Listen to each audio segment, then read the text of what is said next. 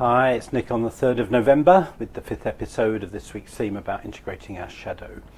And perhaps one of the biggest aspects of our shadow that I think is so challenging and so helpful to get a handle on is the whole idea of guilt. My understanding, and I'm not saying this is the truth, but my understanding is, we all carry a lot of kind of buried guilt for whatever reasons, whether that's childhood or whatever it is.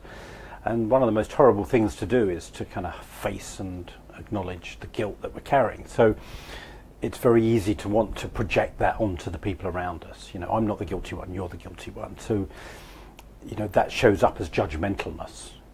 So, this is what I find kind of both challenging and liberating is, wherever we want to judge somebody, what we're doing is we're trying to put our guilt onto them. So wherever we are judgmental, what we're trying to do is project our guilt outwards so that we don't have to deal with it ourselves. And to me, this is one of the biggest and most challenging, but as I say, potentially most liberating things. If we can understand, hi Mary, it's your birthday today, I think, isn't it? Happy birthday. I'm glad you could join live.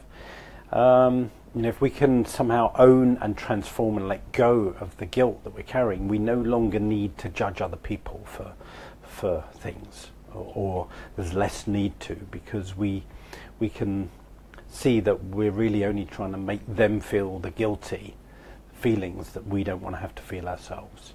So it's like we'd rather punish them to save having to punish ourselves, that kind of feeling. It's such a big idea. So I'm not sure I'm doing it completely justice here, because I'm just touching on something that's so big and so massive. But it's certainly been my experience that, the more judgmental I am of other people, it's because I don't want to feel something and I want to kind of dump it onto them. And I've seen, obviously, people do that to me too. So it's understanding that dynamic that goes on underneath.